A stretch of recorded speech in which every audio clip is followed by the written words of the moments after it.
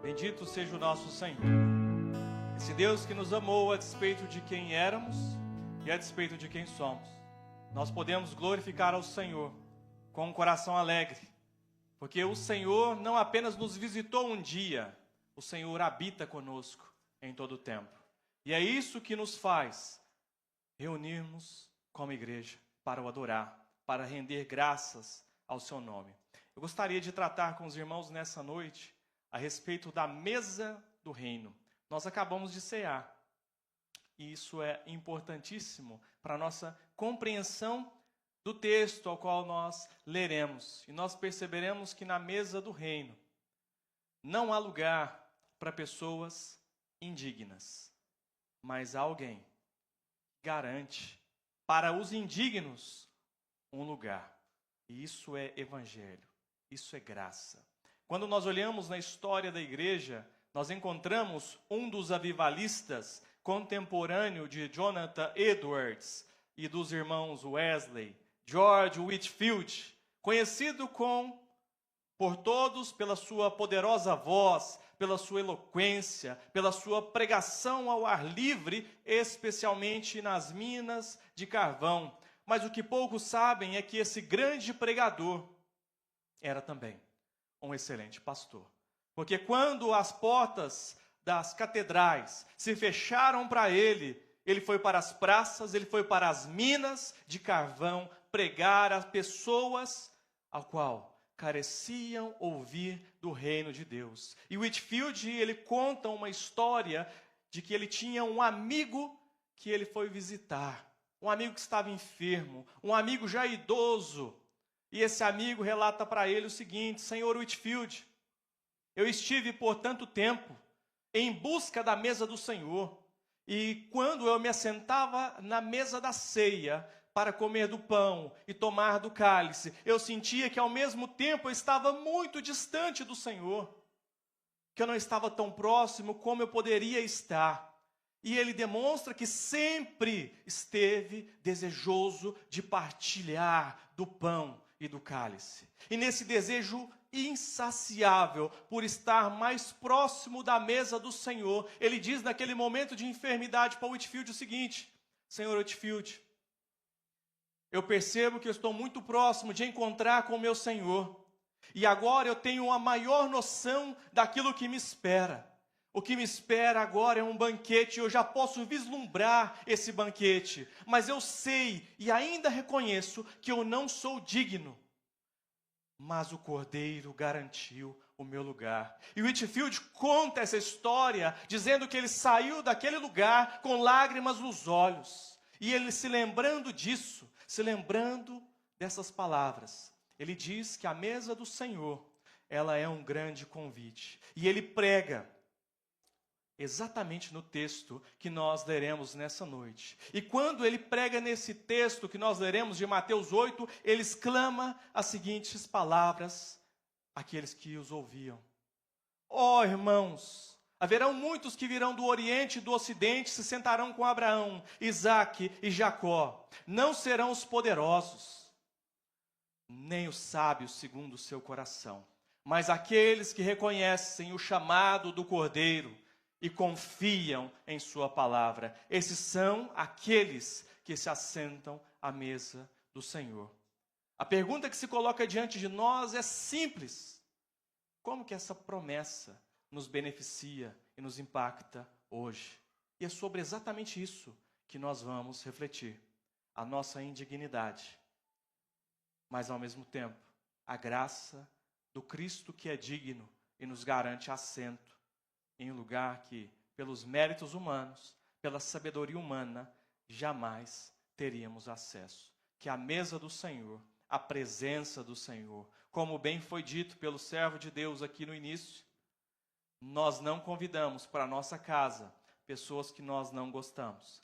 Nós convidamos pessoas para a nossa casa, e especialmente para a nossa mesa, pessoas das quais nós queremos nos relacionar. Então eu posso inferir e dizer que o Senhor, o nosso Deus, quer se relacionar com cada um de nós. A grande questão que eu preciso responder, e você também e você? Você quer se relacionar com Deus? Porque a mesa está aqui, o Espírito Santo está em nós e o Cristo vivo é revelado. Nós desejamos, nós ansiamos estar mais próximos dessa mesa e mais próximos do Senhor. Leiam comigo, Mateus 8, versículo de número 5. A minha versão é Almeida Revista e Corrigida. E entrando Jesus em Cafarnaum, chegou junto dele um centurião rogando-lhe e dizendo: Senhor, o meu criado jaz em casa paralítico e violentamente atormentado. E Jesus lhe disse: Eu irei e lhe darei saúde. E o centurião respondendo disse: Senhor, não sou digno de que entres debaixo do meu telhado, mas dize somente uma palavra, e o meu criado sarará. Pois eu também sou homem sob autoridade, tenho soldados às minhas ordens, e digo: a este vai, e ele vai, a esse vem, e ele vem.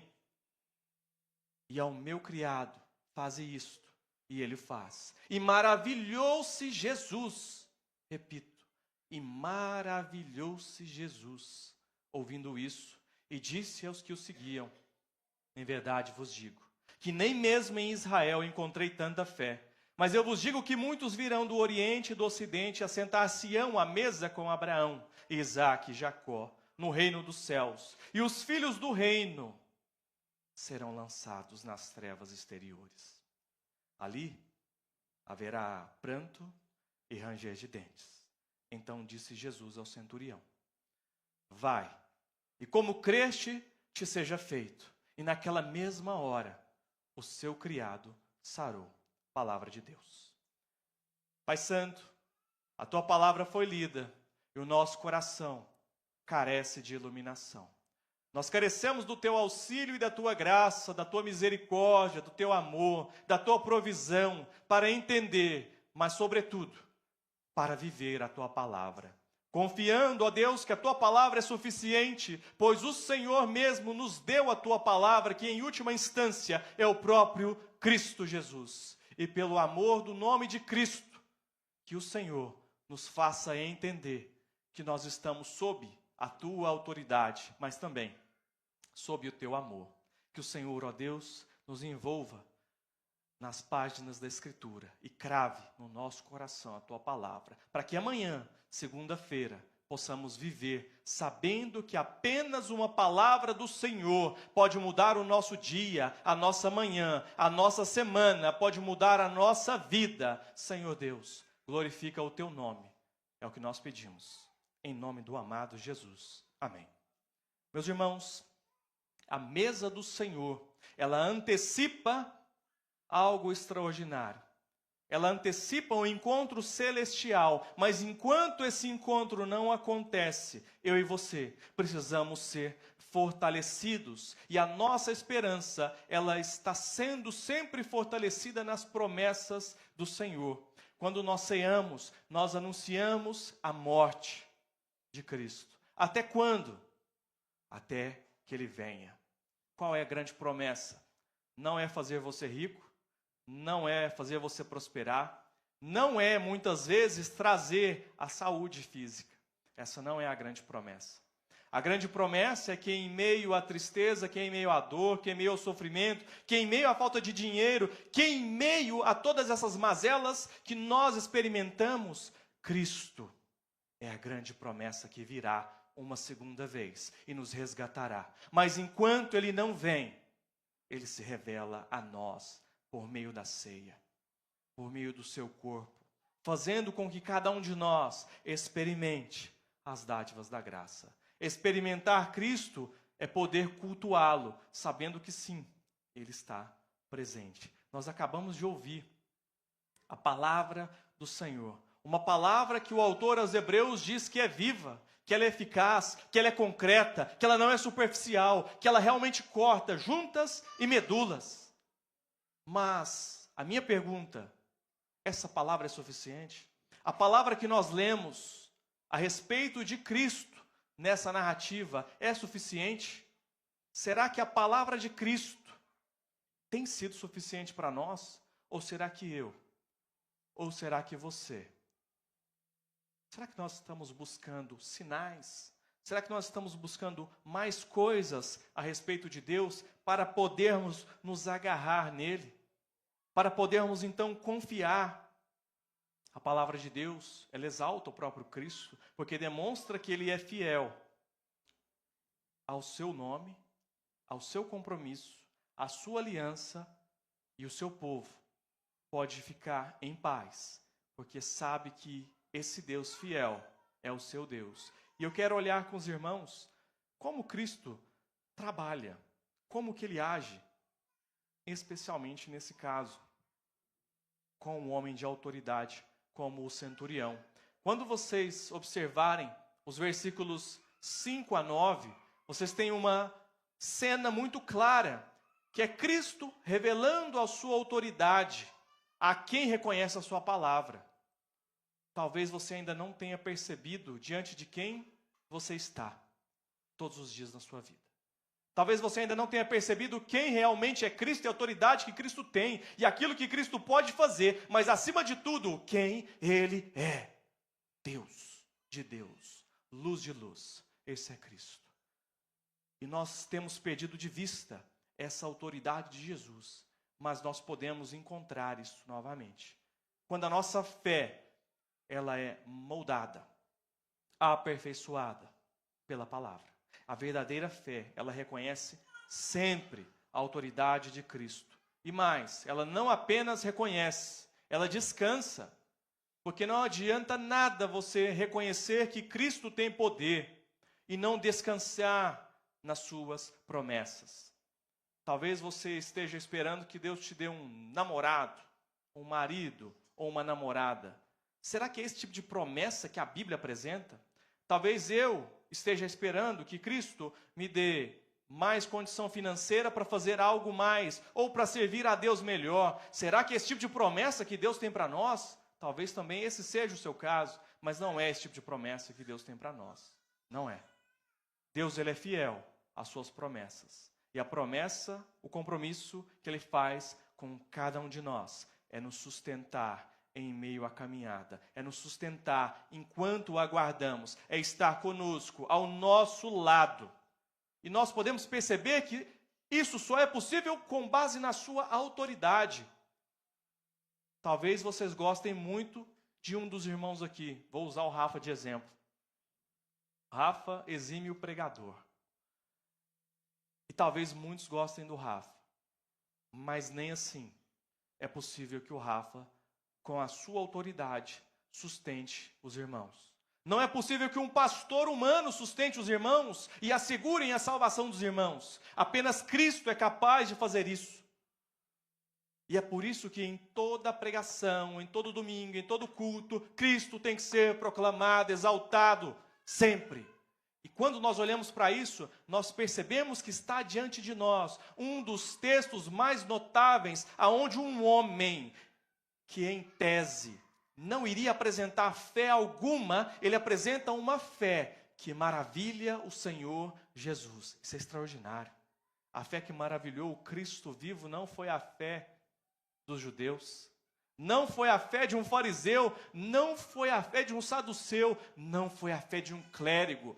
E o que eu quero dizer para os irmãos é o seguinte, meus amados irmãos, Cristo, ele se importa, ele se preocupa com cada um de vocês, assim como ele se preocupa com o mais ilustre dos seus ministros, porque para Deus não há diferença, todos nós somos ovelhas do Senhor. E entrando basicamente no texto, nós percebemos então, centurião, um homem de poder, um homem com autoridade, um homem que manda e desmanda, mas ele chega diante do Senhor Jesus, não dando ordens, ele chega suplicante, ele chega pedindo, ele chega com humildade, ele não chega para negociar, não, a humildade, ela precede a honra, assim como a altivez do coração e a arrogância precedem a queda. E diante de Deus, diante do Senhor, é necessário que nós clamemos sempre por ajuda, por socorro, por graça. E no versículo 6, é isso que ele faz. Senhor, o meu criado jaz em casa paralítico, e não apenas, mas violentamente atormentado. Percebam aqui, meus irmãos, ele não veio pedir por si mesmo, ele não clama por si mesmo, mas ele pede por outro, ele clama por outro. E aqui nós percebemos tamanha compaixão. Ele não está preocupado com o seu próprio umbigo, ele não está preocupado com seus próprios dilemas. Ele saiu da zona de conforto e agora ele consegue olhar para o lado e perceber quem está ao lado. E por que isso é importante de se dizer? Porque no nosso convívio, nós entramos no automático e não percebemos mais quem está ao nosso lado. E muitas vezes, quando nós oramos, nós não oramos mais pelos irmãos que estão ao nosso lado. Nós primeiro oramos por nós, depois oramos por nós, depois continuamos a orar por nós. Quando na verdade, nós lemos lá em Jó, que quando Jó orava pelos seus amigos, Deus virou o seu cativeiro. A grande bênção em ser você um abençoador. A grande dádiva em ser você um canal de bênçãos. Percebam, esse homem será grandemente abençoado pelo Senhor Jesus. Não porque ele veio pedir por si mesmo, mas porque ele está preocupado com quem está ao seu redor. Isso tem que trazer sensibilidade ao nosso coração, para que a gente possa olhar para quem está ao nosso lado e saber que essa pessoa talvez precise da nossa ajuda, precise do nosso clamor, precise do nosso dobrar os joelhos. É interessante perceber as palavras do Senhor Jesus depois desse clamor. Eu irei e lhe darei saúde. O centurião então demonstra que a humildade dele não era apenas uma máscara. Ele continua e diz: Senhor, eu não sou digno. Eu não sou digno que entres na minha casa, que fiques sob o meu teto. Mas dize apenas uma palavra só, e o meu criado sarará. Isso aqui é uma fé extraordinária. Isso aqui é uma fé que reconhece que Cristo Jesus, ele não precisa estar lá fisicamente, ele pode apenas dizer, e tudo pode acontecer. Quando a palavra de Deus é pronunciada, é dita, é proclamada, se for a palavra de Deus, a nossa realidade pode ser transformada. Mas isso depende de quem? Isso depende de Deus operar o seu querer. Isso depende de Cristo agir em nosso favor. Isso depende do Espírito Santo aplicar a obra curadora do Senhor nas nossas vidas. Ou seja, depende única e exclusivamente do Deus triuno.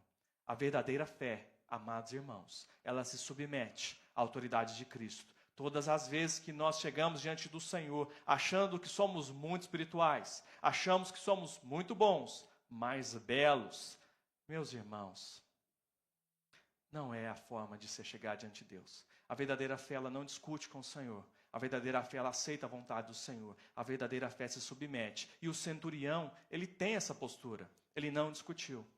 Ele entende o que muitos judeus não entenderam. Cristo reina em sua palavra. Cristo reina por sua palavra. Cristo reina, pois ele é a palavra. A fé que crê na verdade da palavra de Deus é a fé que recebe os benefícios de Deus. É uma fé que não exige provas, que não exige sinais, que não pede maravilhas, mas é uma fé que ouve e obedece.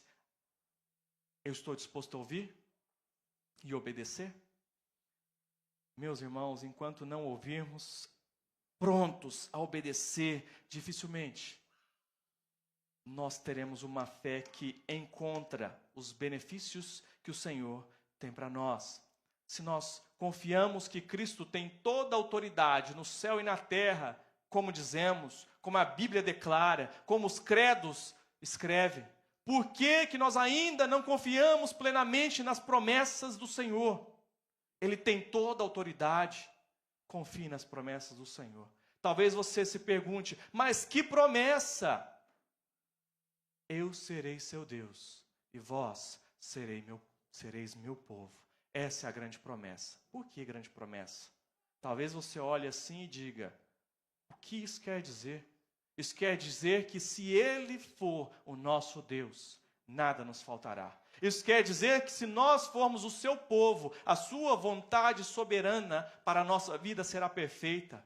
Isso quer dizer que nós estamos seguros nas mãos do Deus Todo-Poderoso. Isso quer dizer que nós podemos descansar a nossa cabecinha no travesseiro da soberania de Deus. Isso quer dizer que quando as batalhas vierem, você e eu não estaremos sozinhos, porque Ele está conosco. A verdadeira fé, como eu disse aos irmãos, ela não exige evidências visíveis. O centurião, ele não precisa que Jesus vá até a sua casa.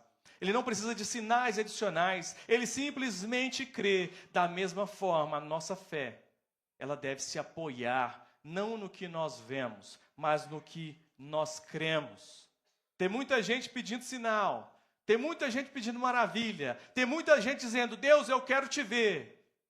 E tem muita gente talvez cantando assim, o melhor de Deus ainda vai vir, ainda está por vir. Lê de engano. Eu digo aos irmãos, a palavra de Deus é suficiente. A palavra, toda a palavra, ela é suficiente. A verdadeira fé, ela entende isso por um motivo muito simples. Porque a verdadeira fé, ela é humilde. No versículo 8, ele diz, eu não sou digno, Senhor. Senhor, eu não sou digno. E a fala desse centurião, ela é similar à postura e à fala de Pedro na pesca maravilhosa. Quando Cristo Jesus revela quem Ele é, a reação de Pedro, a postura de Pedro é, Senhor, afasta-se de mim, pois eu sou pecador. Mas o Senhor Jesus, Ele não se afasta dos pecadores. O Senhor Jesus, Ele toma os pecadores em seus braços. E Ele transforma esses pecadores. Percebam quem era esse homem terrível, tempestuoso Pedro. Tomado nas mãos do Senhor, feito um apóstolo, feito um servo de Deus, feito um arauto do rei. Da mesma forma, o Senhor vai mudar a sorte daquele criado do centurião. Então o centurião, ele não se aproxima confiando na posição de quem ele é, mas ele se aproxima sabendo, buscando, tentando entender quem é Jesus. E nós, irmãos, já entendemos quem é Jesus?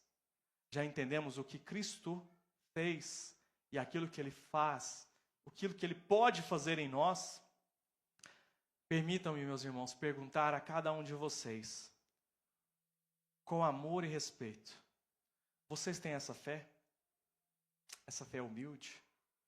Essa fé sincera, essa fé que busca o Senhor, não por sua posição. Será que eu tenho essa fé? Nós não temos essa fé. Eu não tenho, o mais espiritual aqui não tem, não tem. A nossa fé é uma fé falha, a nossa fé é uma fé fraca, a nossa fé é uma fé pequena. Mas Cristo não pede uma fé forte. Cristo não pede uma fé inabalável. Cristo não pede uma fé que demonstre que você é santo demais. Não. Isso é graça. Saber que apesar da nossa fé, Ele ainda se preocupa conosco. Por quê? Uma fé que descansa na autoridade de Cristo. Mesmo quando as circunstâncias parecem sombrias, é uma fé que entendeu que a vida que nós vivemos, nós não vivemos porque temos uma grande fé. Nós vivemos porque o grande Cristo habita e fundamenta a nossa fé. Porque até mesmo a pequenina fé que nós temos, ainda assim, é um dom de Deus. Talvez a sua fé seja uma fé bem pequena e bem fraca, assim como a minha. Mas eu convido você a confiar em Cristo completamente, especialmente quando enfrentar dúvidas, medos, incertezas. Fale a sua alma, pregue a sua alma, diga a sua alma, assim como o salmista pregou a sua alma. Mas diga a sua alma o seguinte: espera em Deus, confia em Deus, porque apenas uma palavra do Senhor pode fazer com que toda essa circunstância, toda essa situação seja mudada. Nós precisamos apenas de uma palavra. E não é a palavra do presbítero e nem do pastor. Vocês precisam da palavra de Deus, da palavra de Cristo. Essa é a palavra de Deus. Cristo é a palavra encarnada. É da Bíblia que nós precisamos, porque nela nós encontramos o nosso Salvador. Ou melhor, somos nas páginas dela encontrados pelo nosso Salvador. Mas percebam, ao reconhecer essa autoridade, nós somos conduzidos a algo mais. Nós somos conduzidos a uma visão ainda mais gloriosa, a promessa de inclusão na mesa do reino. E tem muita gente que diz o seguinte: o cristianismo é uma religião excludente, exclusivista. Eu diria o contrário. Você não precisa nem abrir essas igrejas inclusivas. Sabe por quê? Porque se você quer encontrar pecadores, é só vir aqui. Os maiores pecadores estão aqui. E aí, meus irmãos, o bairro Tocantins tem pecador demais, né? Porque os grandes pecadores do bairro estão aqui. E o pior de todos veio lá de Santa Mônica. Mas a grande questão é: o Senhor reúne pecadores como cada um de nós, para que Ele possa nos aperfeiçoar, para que Ele possa nos fazer semelhantes ao Seu Filho. E mesmo sendo grandes pecadores, o Senhor nos chama para a sua mesa, para dizer que para indignos como nós, alguém que garante o nosso lugar, Cristo reúne à sua mesa todos os que confiam em sua promessa. A promessa do reino. Meus irmãos, a cena dos versículos 10 a 12, ela é gloriosa, porque após ouvir a declaração de fé, aquela profissão de fé daquele centurião, Jesus se maravilha. É a única vez em todo o evangelho, leiam os 4 evangelhos, nenhum relata isso. Jesus se maravilha. Ele se maravilhou pela fé desse gentil. Um homem que não fazia parte do povo escolhido de Deus, Israel.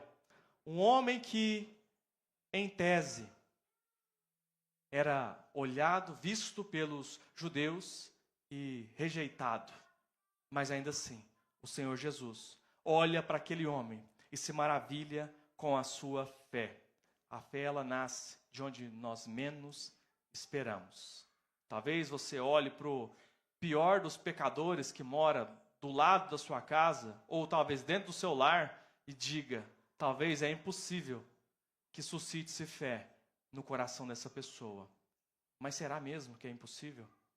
Nós vimos que um homem que não fazia parte do povo de Deus, brotou-se fé no coração dele, de um modo extraordinário. E ele vira para aqueles que o seguiam, para os seus discípulos, para aqueles que o acompanhavam. E no versículo 11 o Senhor diz: digo a vocês que muitos virão do Oriente e do Ocidente e se assentarão à mesa com Abraão, Isaque e Jacó. Aonde? No reino dos céus. O Senhor está salvando pessoas. O Senhor está fazendo um milagre da salvação. O Senhor está curando almas que antes eram incuráveis. E Ele continua a fazer isso, preparando cada um para se assentar, em primeiro lugar, na mesa junto com a igreja, mas em última instância, com os pais, com os patriarcas, com aqueles que nos precederam. Para quê?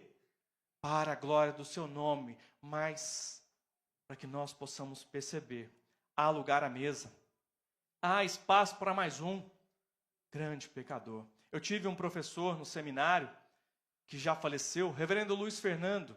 Reverendo Luiz Fernando foi padre durante 14 anos. Ele foi pastor durante 13 anos na igreja de Itapira, em São Paulo.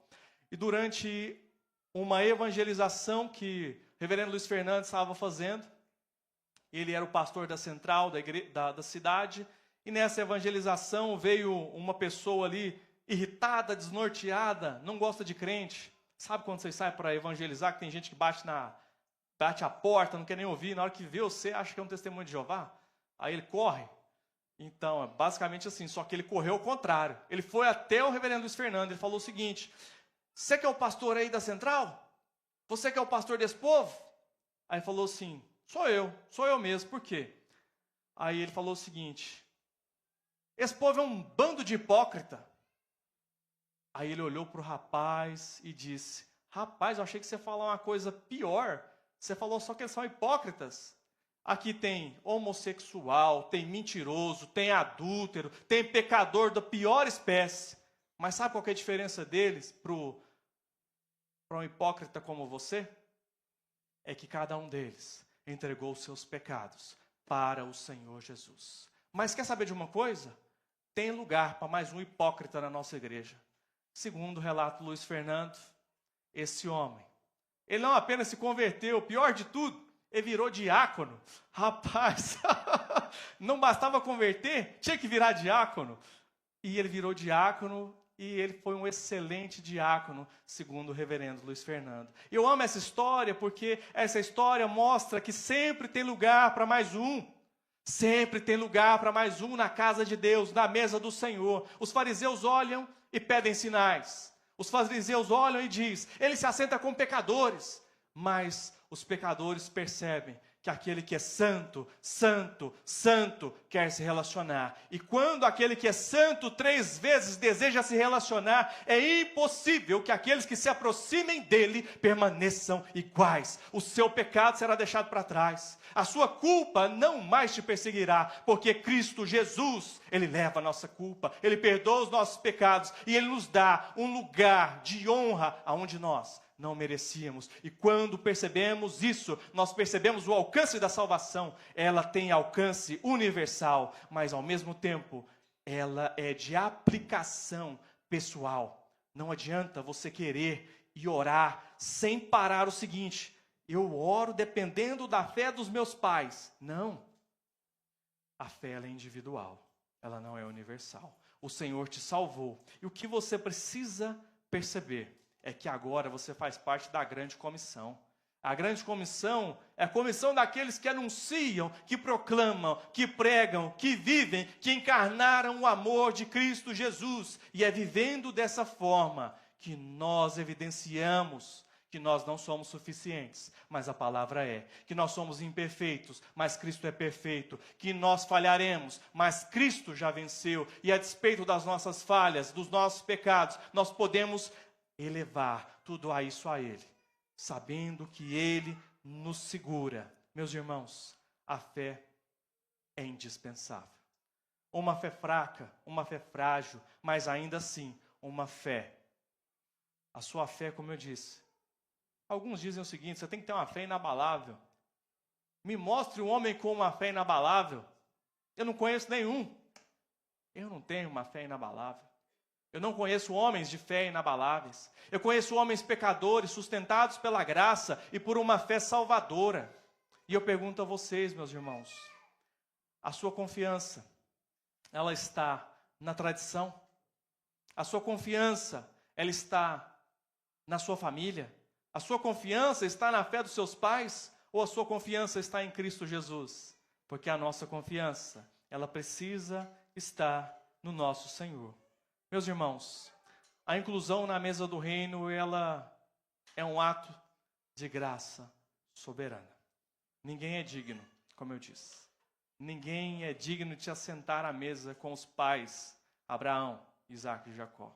Mas Cristo, sim, que é digno, nos garante isso.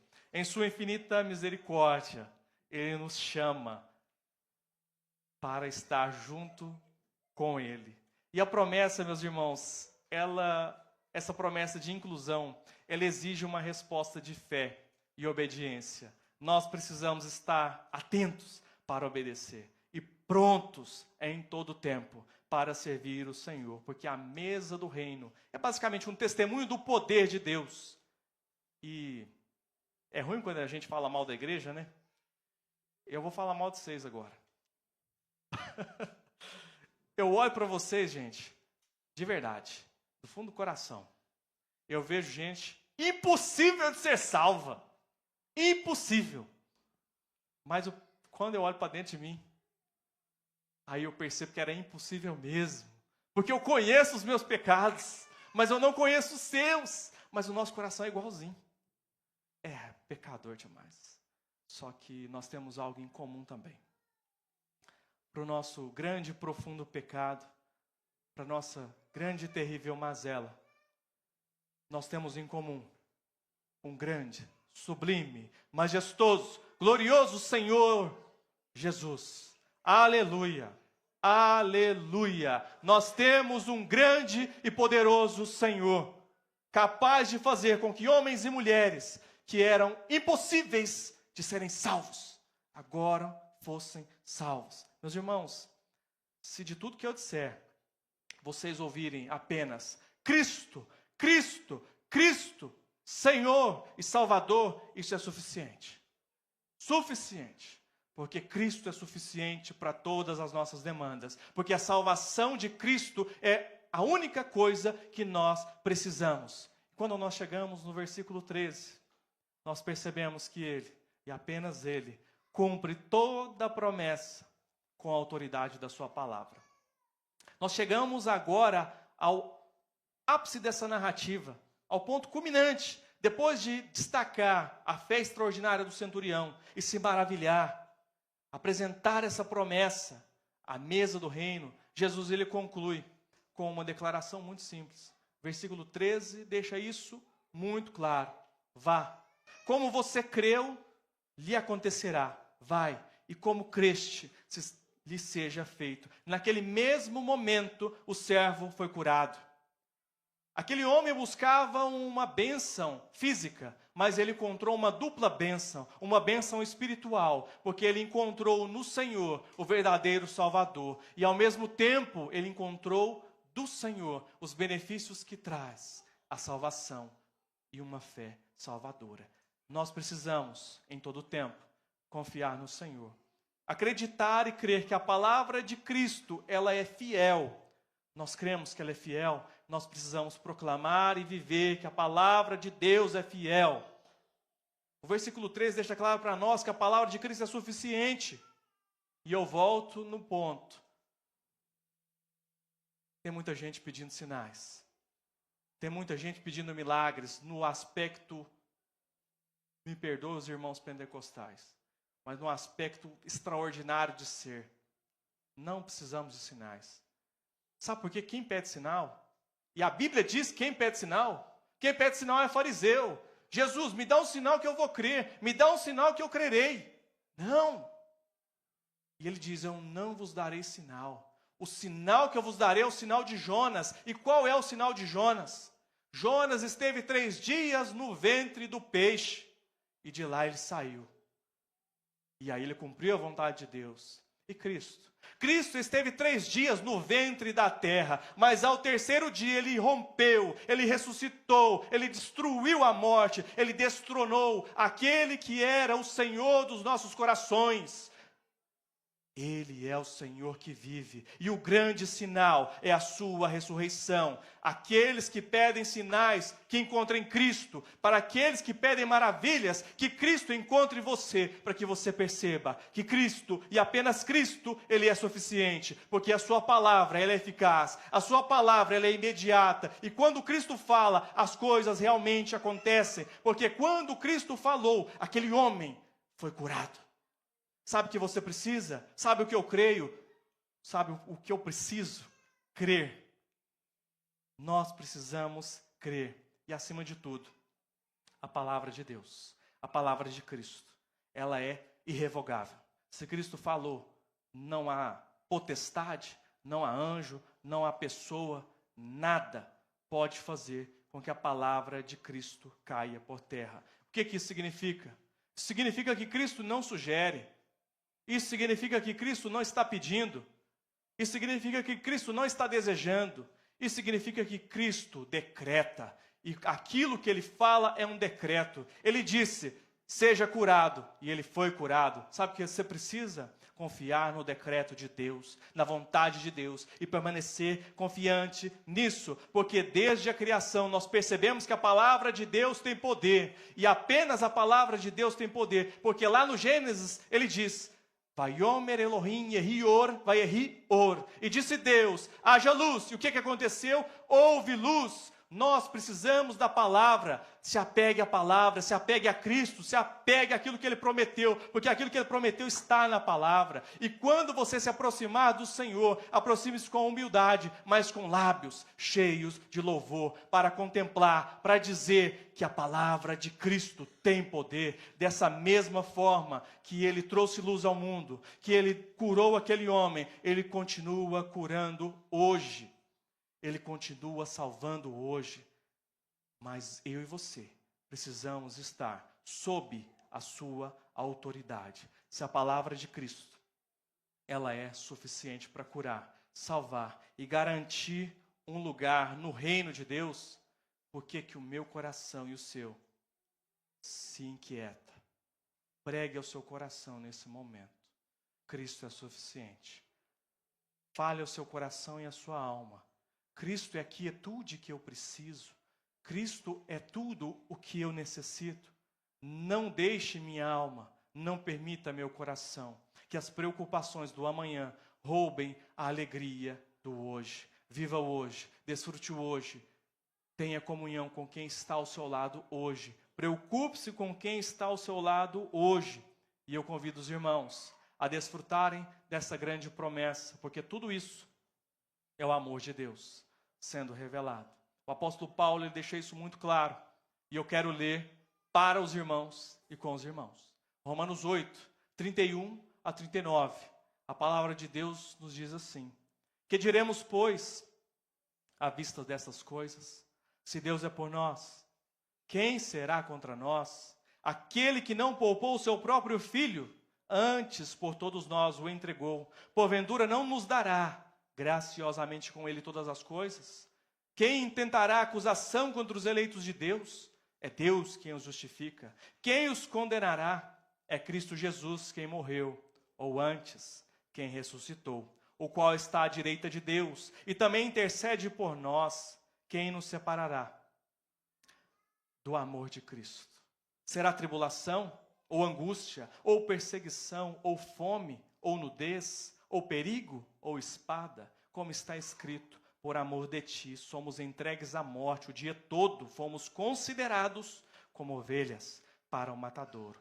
Em todas as coisas, porém, somos mais que vencedores por meio daquele que nos amou, porque eu estou bem certo que nem morte, nem a vida, nem os anjos, nem os principados, nem as coisas do presente, nem do porvir, nem os poderes, nem a altura, nem a profundidade, nem qualquer outra criatura poderá separar-nos do amor de Deus que está em Cristo Jesus, o nosso Senhor. Essa é a nossa esperança, essa é a nossa grandiosa esperança, uma esperança que nos sustenta quando estamos cansados, uma esperança que nos renova quando estamos nos sentindo desamparados, uma esperança que fortalece-nos quando nós olhamos para nós e não enxergamos absolutamente nada, quando olhamos para a igreja e estamos com o coração fechado, quando olhamos para o presbítero, para o pastor e dizemos: Senhor, eu não creio mais, mas ainda assim, por amor do nome de Cristo, nada, absolutamente nada, será capaz de nos separar dele. Mas para o que nós vivemos? Nós vivemos para ele.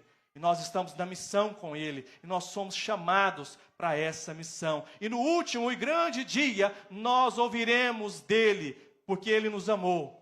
Venham, benditos de meu Pai, para o reino que está preparado para vocês. Quando? Desde a fundação do mundo. Confie em Deus, permaneça em Cristo. Mas saiba, meus irmãos, não guardem essa promessa apenas para você. Alguém que precisa ouvir. O Senhor nos chama para a missão. E viver a missão é lembrar das palavras. Muitos virão do Oriente e do Ocidente e se assentarão à mesa. Como eles virão? Quando eles ouvirem. Eles virão quando ouvirem. E como eles ouvirão?